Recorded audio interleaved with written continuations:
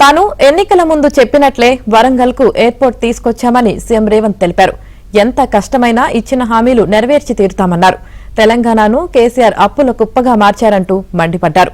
తెలంగాణలోని ప్రాజెక్టులపై చర్చకు సిద్ధమా అంటూ కేసీఆర్ హరీష్ రావుకు సవాల్ విసిరారు. మీ వరంగల్కు ఎయిర్పోర్ట్ తీసుకొస్తానని ఆ రోజు మాట చెప్పినా ఈనాడు ఈ వరంగల్కి ఎయిర్పోర్టును సాధించి మీ ముందు నిలబడ్డా.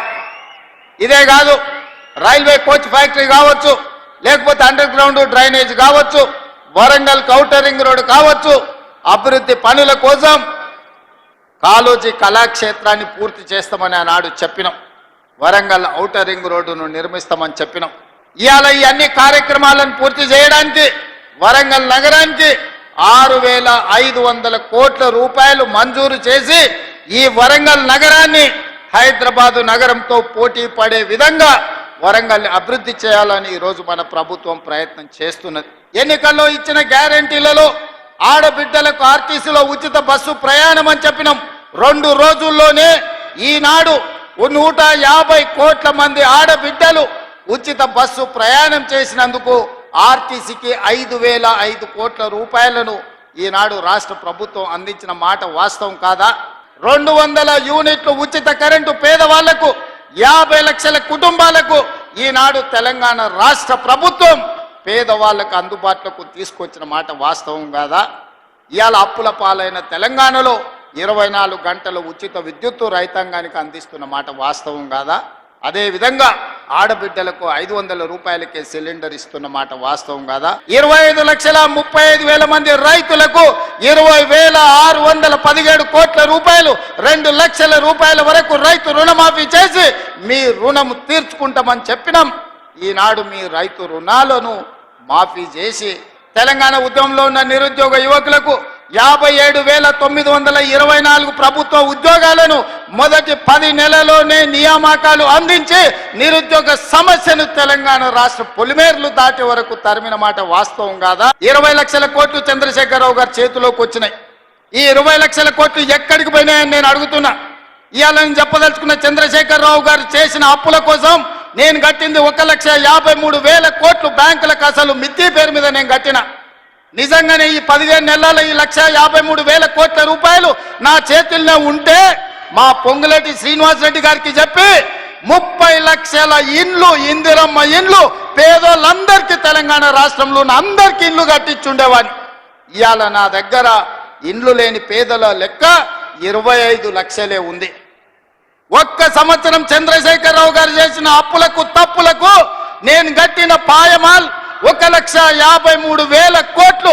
ఈ 15 నెలల ఈ 1,53,000 కోట్లు నా దగ్గరనే ఉంటే 30 లక్షల పేదోళ్లకు 5 లక్షల లెక్కన ఇందిరమ్మ ఇల్లు కట్టించి రాష్ట్రంలో ఇల్లు లేని పేదోళ్ళు లేకుండా 100% పేదలకు ఇల్లు కట్టించటోని. ఇదే కాదు, 75 లక్షల మంది రైతులకు 2 లక్షల రూపాయల రుణమాఫీ చేసి ఉండేటోని. ఒక్క సంవత్సరమే చంద్రశేఖరరావు చేసిన పాపాలకు నేను కట్టిన పాయమాల్ 1,53,000 కోట్లు. ఇది పాపాల పుట్టలాగా పెరిగిపోతుంది. ఆలోచన చేయండి మిత్రులారా. పాపాల బైరోడు రాష్ట్రాన్ని మొత్తాన్ని కొల్లగొట్టేసి ఈ రోజు పోయి ఫామ్ హౌస్లో రెస్ట్ తీసుకుంటూ వాళ్ళ వంది మాగదలను పంపించి మమ్మల్ని తిట్టిస్తున్నారు. ఇది ఈరోజు తెలంగాణ రాష్ట్రంలో ఉన్న పరిస్థితి.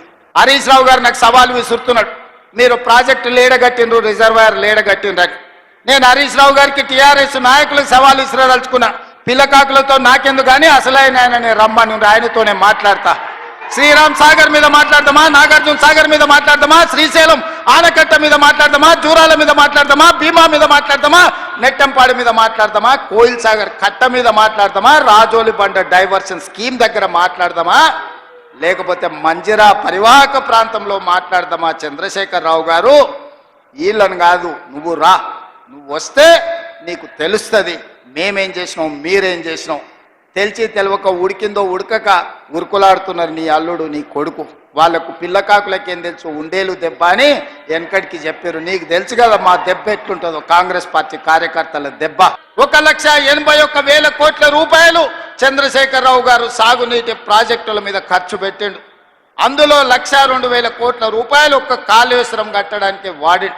1,00,000 కోట్లు పెట్టి కట్టిన కాళేశ్వరం 3 ఏళ్లనే కట్టుడు 3 ఏళ్లనే కూలుడు జరిగిపోయింది. అది కాళేశ్వరం కాదు, అది కూలేశ్వరం అని చెప్పి ఈ రోజు నేను మిత్రులకు చెప్పదలుచుకున్నా. తెలంగాణ రాష్ట్రం వచ్చిన తర్వాత చంద్రశేఖరరావు గారు వారి కుటుంబ సభ్యులు 1,00,000 కోట్ల రూపాయలు ఎట్లా సంపాదించుకుర్రు? తెలంగాణ రాష్ట్రం 4 కోట్ల ప్రజల నెత్తి మీద 8,29,000 కోట్ల రూపాయల అప్పెట్లొచ్చింది. మాకు అప్పులు ఎట్లా పెరిగినాయి పాపాల పుట్టలెక్క, మీ ఆస్తులు ఎట్లా పెరిగినాయి 1,00,000 కోట్లకని నేను ఈ వేదిక మీద నుంచి పెద్దలు చంద్రశేఖరరావు గారిని సవినయంగా అడుగుతున్నా, గౌరవప్రదంగా వారికి విజ్ఞప్తి చేస్తున్నా. మీ 1,00,000 కోట్ల సంపాదన నైపుణ్యం ఏందో మా నిరుద్యోగ యువకులకు చెప్పండి. 1,00,000 కోట్లు రాకపోయినా నెలకు 1,00,000 రూపాయలు సంపాదించుకునే నైపుణ్యం మా నిరుద్యోగ యువకులు నేర్చుకుంటారని నేను అడుగుతున్నా. మీకు దాచిపెట్టేదేమీ లేదు, ఉన్నది ఉన్నట్టు అసెంబ్లీలో మళ్ళీ చెప్తాను. నిన్న కొంత చెప్పిన, గవర్నర్ గారి ప్రసంగంలో సగం చెప్పిన, ఈరోజు ఇంటర్వెల్ మాత్రమే, విరామమే. మళ్ళా బడ్జెట్ పెట్టినాక 19-20 తారీఖులో మిగతా కథంతా మొత్తం చెప్తా. రాష్ట్రంలో ఉన్న కేసీఆర్ చేసిన పాపాల చిట్ట విప్పుతా. మీరందరూ వినండి. ఖచ్చితంగా తెలంగాణ రాష్ట్రాన్ని బాగు చేద్దాం. మనమే చేసుకోవాలి, మనమే నడుము బిగించాలి. మీరందరూ అండగా నిలబడాలి.